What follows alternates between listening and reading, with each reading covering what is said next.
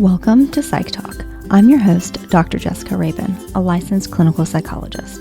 If you are a mental health professional, student in the social science field, or just interested in psychology and mental health, this podcast is for you. Although topics discussed on this podcast are similar to therapy, Psych Talk is not a replacement for therapy and is for educational and entertainment purposes only. So let's dive into today's episode. Hey everyone, welcome back to Psych Talk, and thank you so much for joining me for today's episode.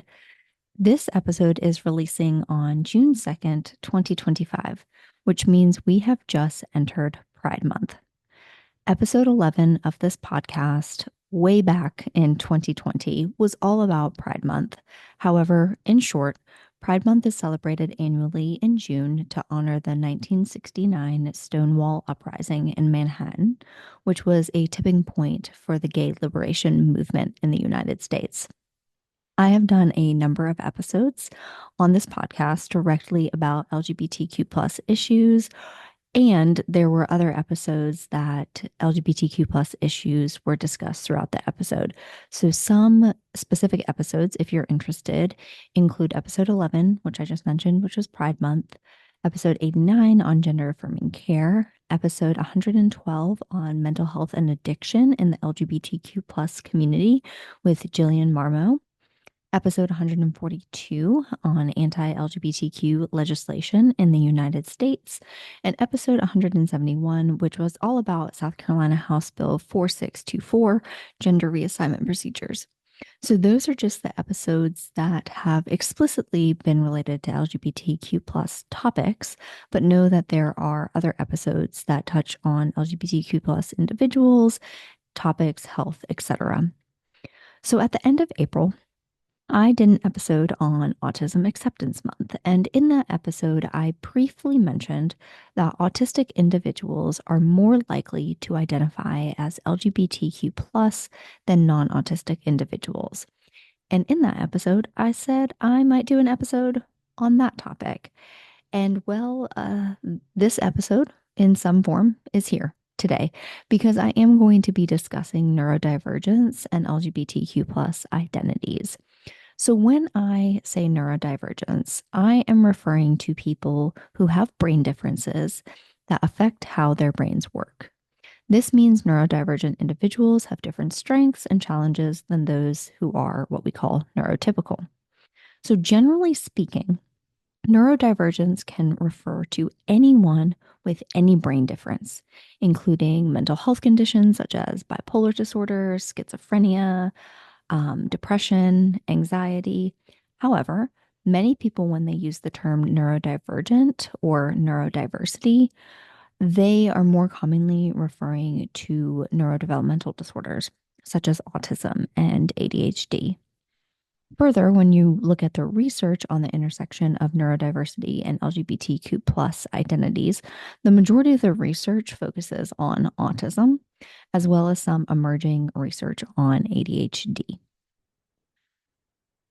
Thus, for the purposes of this episode, both to disseminate much of what the research is focused on, as well as to narrow the focus, when I am referring to neurodivergence or neurodiversity, in this episode, I will be talking about autism and ADHD specifically, but I want to make it clear that in the broad sense of the term, it encompasses so much more.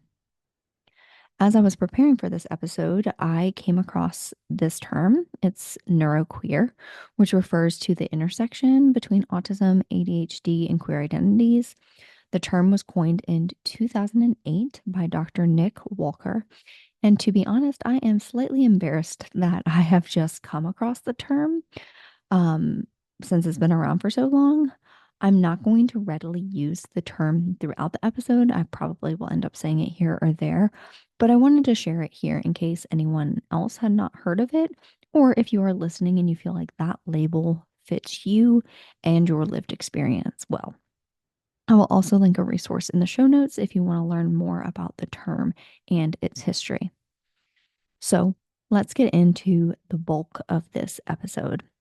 So for the first part of this episode, I want to talk about the intersection between autism and LGBTQ+ identities.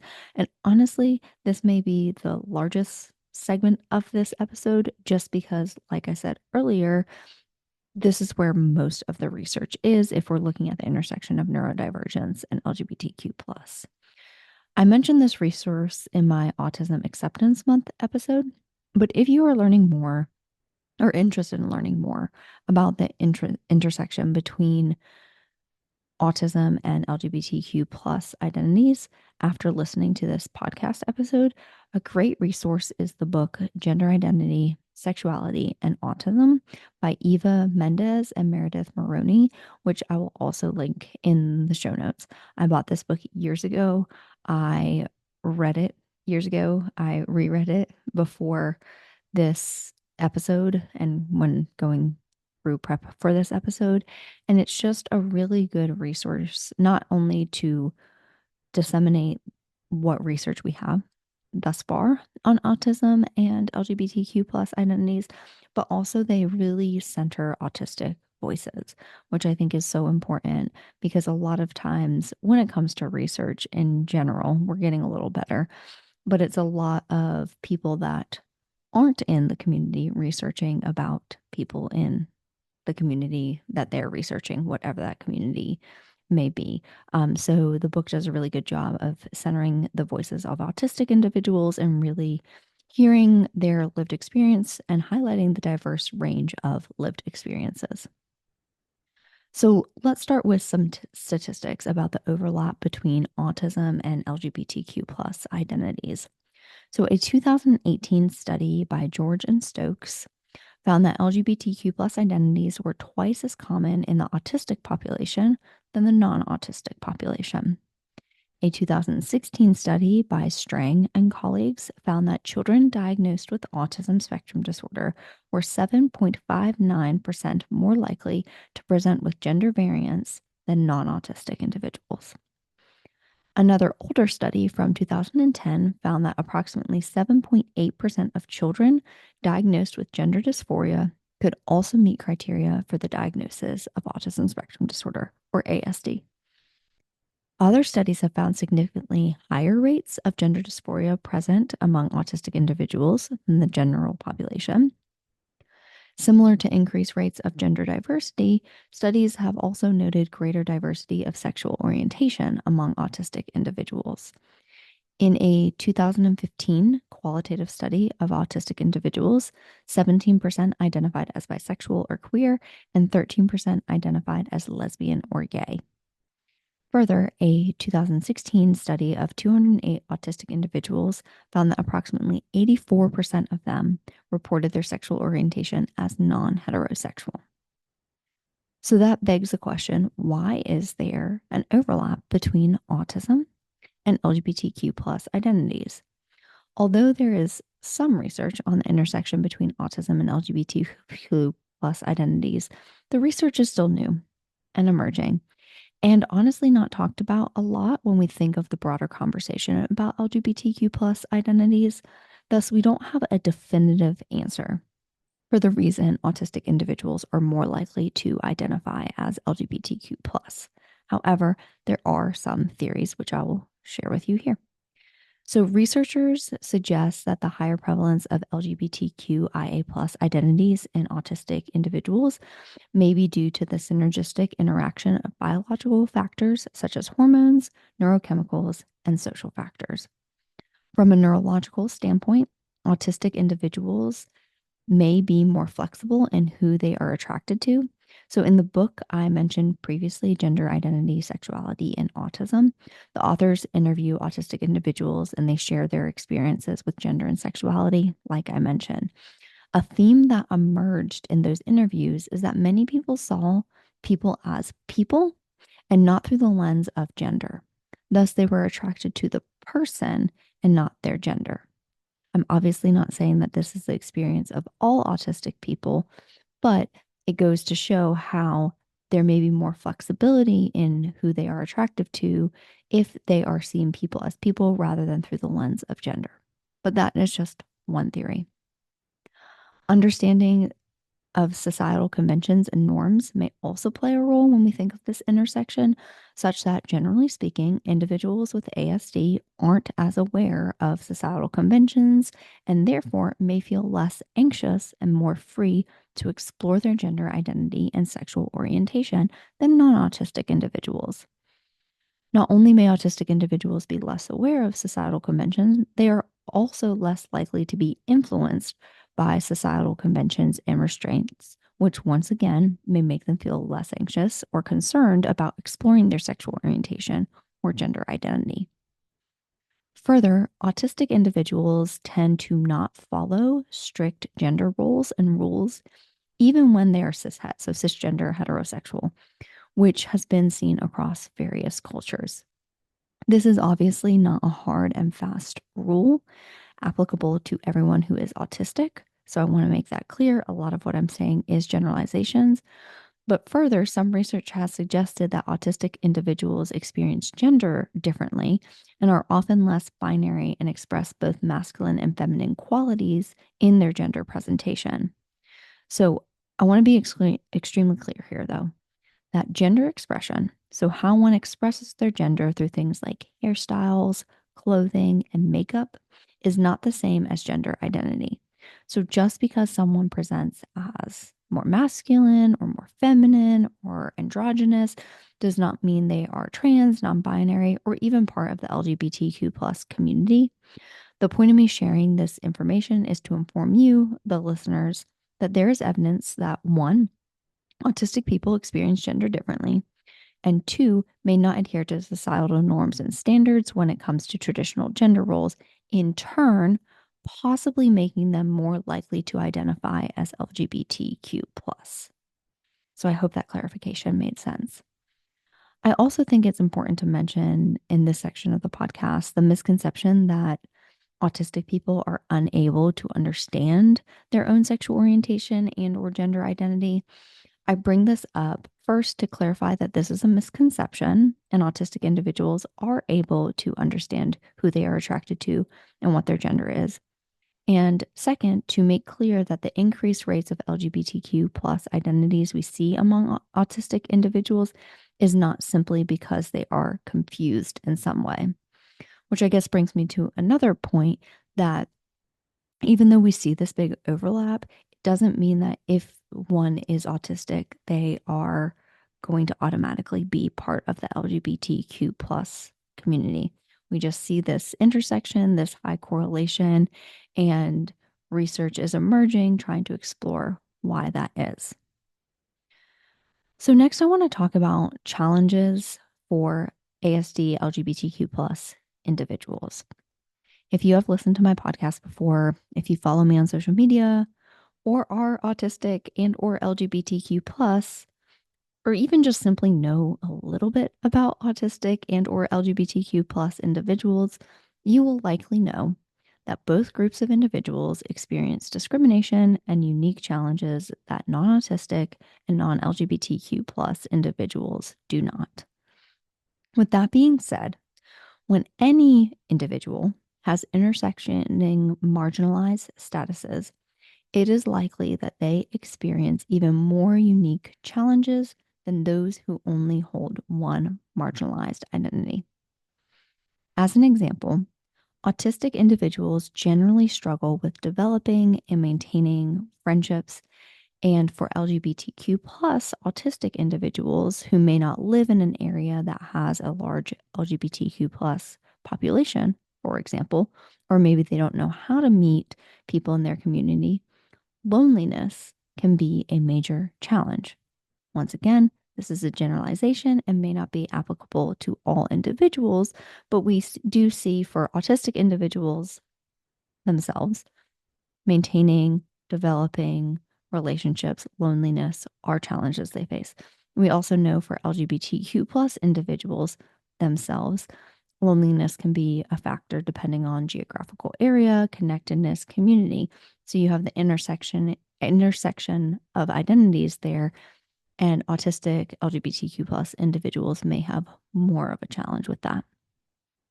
Along these same lines, if we're thinking of like historically traditional ways that LGBTQ plus individuals found community, it was in places such as gay bars or gay clubs or events like pride parades or protests, all of which are generally loud and overstimulating, which can be very challenging for autistic individuals who may have sensory difficulties.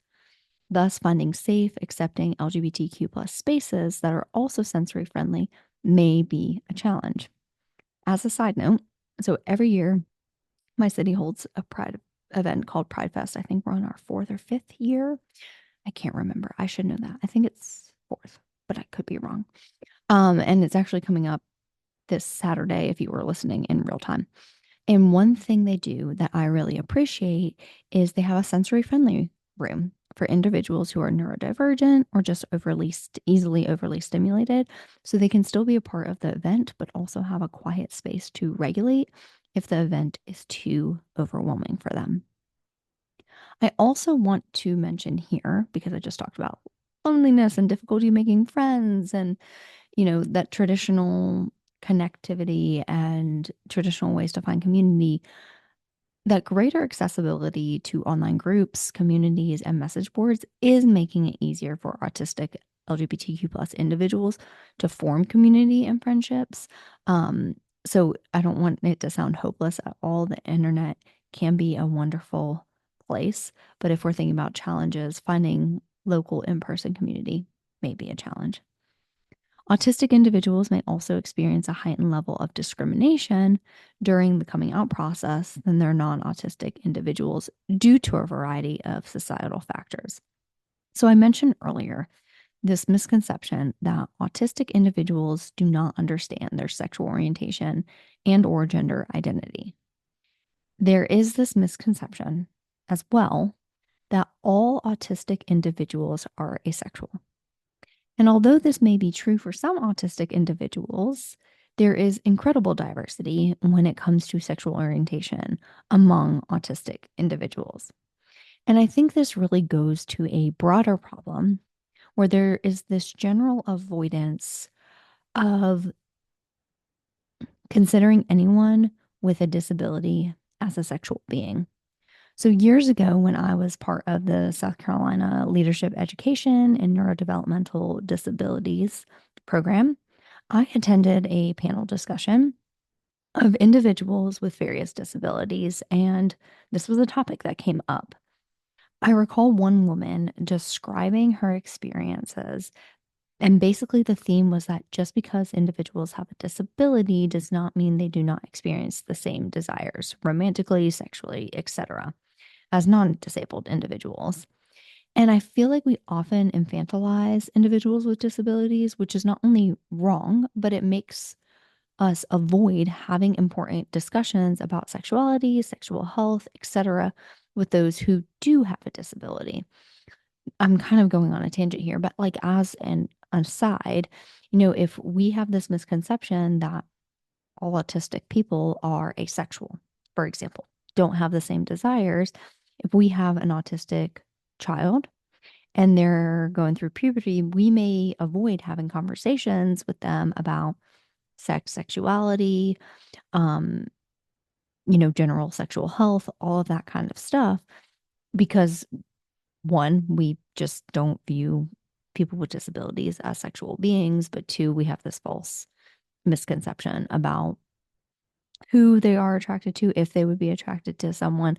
All of this to say that puts the individual at risk. So regardless of disability status, if we're not having these conversations, if we're avoiding these conversations, if we don't provide education surrounding sexual health, then those individuals who may not know a variety of things about sexual health could be more at risk for things like STIs, pregnancy, assault, etc. So I'll get back and focus on what I was talking about, but that was just an aside I thought of when talking about this, which, okay, we just talked about misconceptions about sexuality, sexual health. So another challenge that many autistic trans individuals specifically have faced, which is their gender identity being questioned due to their diagnosis of autism. So this goes back to the misconception that individuals who are autistic somehow cannot understand sexual orientation or gender identity. However, as I have stated, this is not true. But unfortunately, this misconception leads autistic trans individuals to being more questioned about their gender identity because people misbelieve that they're not competent enough to understand their own gender identity. Like I've heard it before as kind of dismissed as kind of a restricted interest. So, oh, you're not actually trans. It's just your autism and you're just really interested in gender right now, or you're really interested in traditional masculine things or traditional feminine things. I'm really dismissing one's lived experience. Autistic LGBTQ plus individuals may also experience heightened difficulty finding providers that are knowledgeable about and affirming to both autistic and LGBTQ plus individuals, which can be a major barrier to care. We know from the literature that LGBTQ plus individuals and autistic individuals separately already face discrimination when it comes to healthcare settings. Thus, if you're holding both of these identities, it may increase risk for discrimination or mistreatment in healthcare settings. There may also be unique challenges when it comes to financial stability. So discrimination in the workplace due to being autistic and or LGBTQ plus may make it difficult for some individuals to maintain employment. Finding a job that accommodates the needs of autistic individual will also be affirming and inclusive of LGBTQ plus individuals may also be a challenge. And obviously, if people have challenges getting and maintaining employment, they're going to have financial difficulties as a consequence. So that was autism and LGBTQ plus identities. Now we're going to talk about ADHD and LGBTQ plus identities. Although this is less readily studied than autism, there is emerging research on the overlap between ADHD and LGBTQ plus identities. So for some statistics, a 2021 study in psychiatry research found that LGBTQ plus adults are 3 times more likely to receive an ADHD diagnosis than their cishet peers. A 2018 report in Neuroscience News and Research found that between 2006 and 2014, trans and non-binary youth had 3 to 13 times more the mental health conditions than their cisgender counterparts, with the majority of those diagnoses being ADHD or depression. A 2017 study by Yildirim and colleagues examining gender dysphoria in youth found that 90% of youth had a comorbid psychiatric diagnosis, with ADHD being the leading comorbidity found among 75% of participants. And further, a 2014 study by Strang and colleagues found that youth with ADHD were 6.64 times more likely to have gender variance compared to youth without ADHD.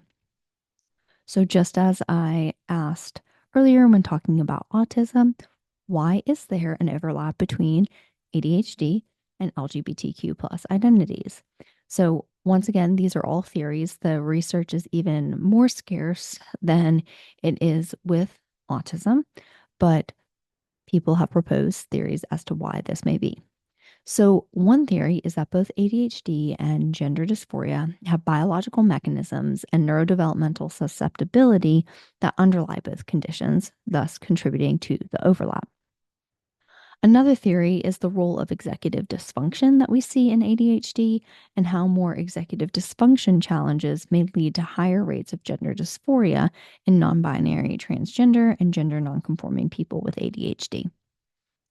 Similar to what I spoke about with autism, those with ADHD are less likely to conform to societal norms than those without it. Thus, it may contribute to a greater likelihood to explore and or accept their gender identity and or sexual orientation.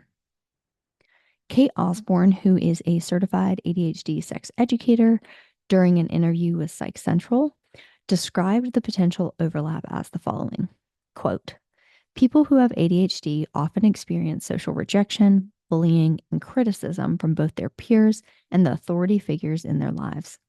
Because of this, many people with ADHD begin to perceive the world differently and come to realize that many of the expectations placed on them are arbitrary. They can tend to reject these rules in service of their own systems and behaviors that better support them and cater to their needs. For some people with ADHD, this includes the way they navigate and present their gender. End quote. Continuing on the conversation of not conforming to societal norms, impulsivity is theorized to also possibly play a role in the overlap between ADHD and specifically being gender nonconforming.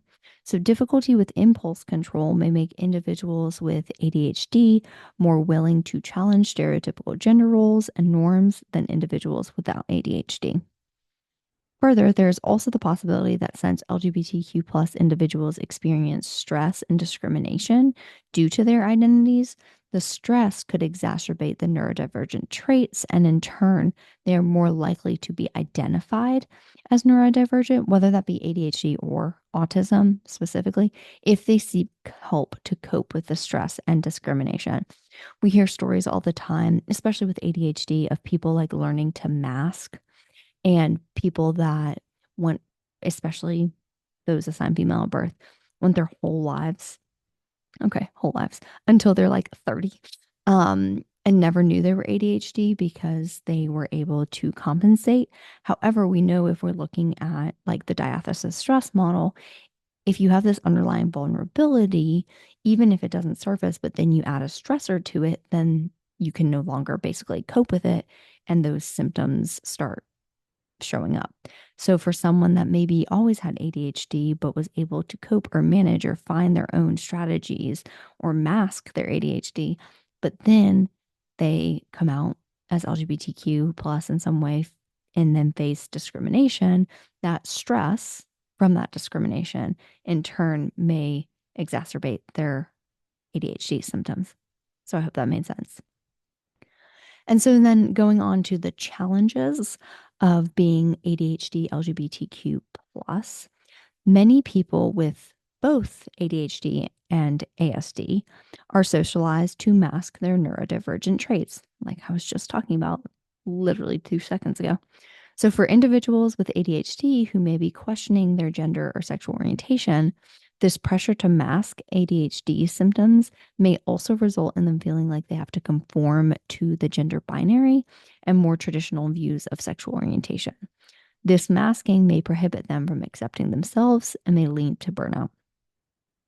I talked about this with autism, but whenever anyone holds multiple marginalized statuses, they experience stress and discrimination to a higher degree than those who just hold one. So, although there are more conversations about ADHD, it is still very misunderstood. And thus, ADHD LGBTQ plus individuals may not only face discrimination and misunderstanding due to their LGBTQ identity, but also possibly due to the fact that they have ADHD. Individuals who are ADHD and queer may also face misdiagnosis of ADHD. So many symptoms of ADHD can also be seen in other mental health conditions like anxiety and depression. Thus, if a queer individual presents to therapy, their ADHD may be misdiagnosed as anxiety or depression or misattributed to experiencing minority stress rather than recognized as ADHD, in addition to the minority stress that they are facing. This can lead to delayed and inaccurate diagnosis as well as barriers to appropriate care. Further, similar to what I discussed when talking about autism spectrum disorder, individuals with ADHD may have more difficulty navigating relationships than their neurotypical peers due to differences in communication styles, sensory needs, and the way of expressing affection. Thus, this may add an additional challenge when trying to find both platonic and romantic relationships in the queer community. So I want to end this episode by discussing like affirming neuroqueer identities. And so first I'm going to start with the self. So I have mentioned multiple times throughout this episode the discrimination neurodivergent and LGBTQ plus individuals face, which can make individuals feel shame, othered, and even question their own experience.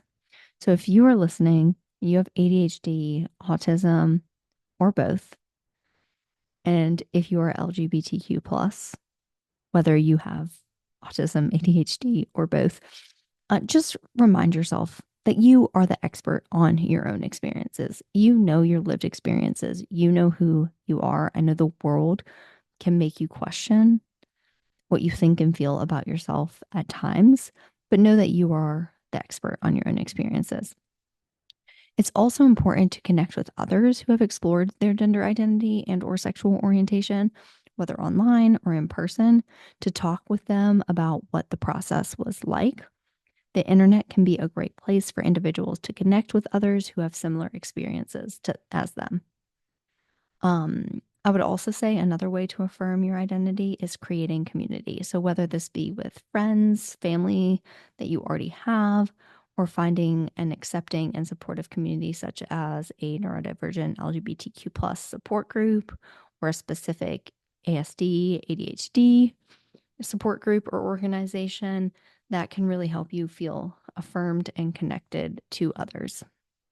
If you have access, find a therapist who is knowledgeable in both neurodiversity and LGBTQ plus identities to have a safe space to talk about and explore your own experiences.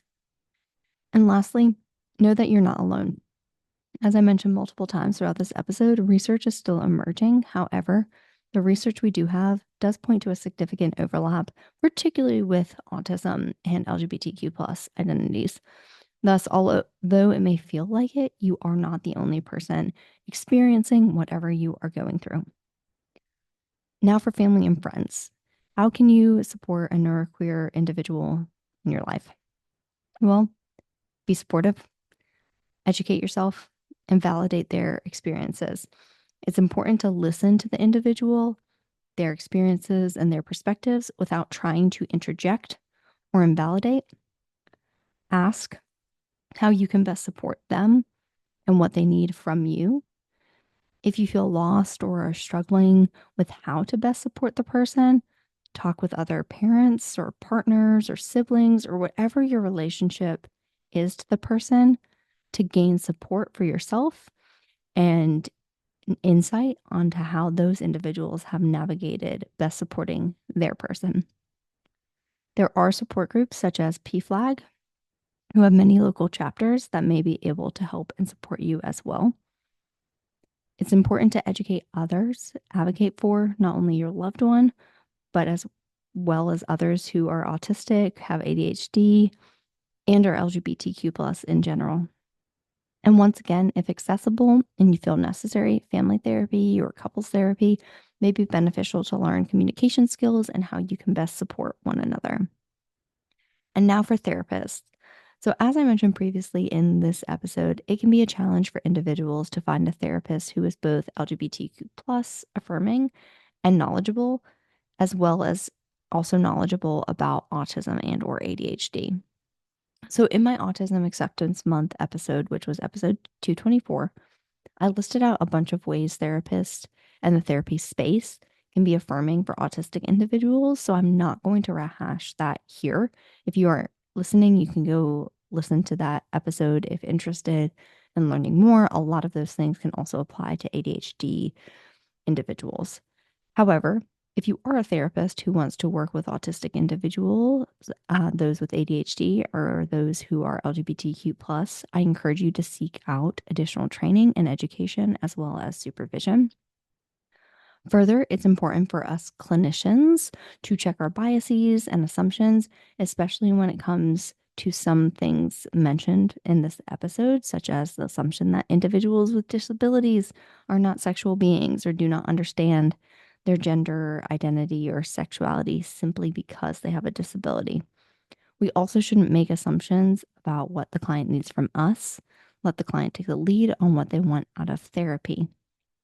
On intake forms, have spaces for gender identity, pronouns, and preferred name, as well as ensuring your space is inclusive of LGBTQ plus identities, even if that is not why the client is coming to therapy, as well as sensory friendly for neurodivergent clients who may get easily overstimulated. If you're interested in learning more, you can listen to episode 216 with Liz Ray on creating welcoming spaces in therapy for more tips because we do touch on a lot of those things. And then it's always important to remember that the clients are the experts in their lives, and it is not our job to second guess or doubt them. It is okay if you don't know something. It is okay to admit that you don't know something. However, it's not our client's job to educate us on everything, which goes back to seeking more education and supervision. So that's all I have for you today. I will link some resources in the show notes if you are interested in learning more about the intersection of autism, ADHD, and LGBTQ plus identities. I hope this episode was informative. Feel free to share with anyone who may be interested, and I will catch you in the next episode. Bye. Thank you for listening to today's episode of Psych Talk. Please rate, review, and subscribe to the show. And if you enjoyed today's episode, please share it with a friend. Don't forget to follow me on all socials at Jessica Lee, PhD, and the podcast at Psych Talk Podcast on Instagram.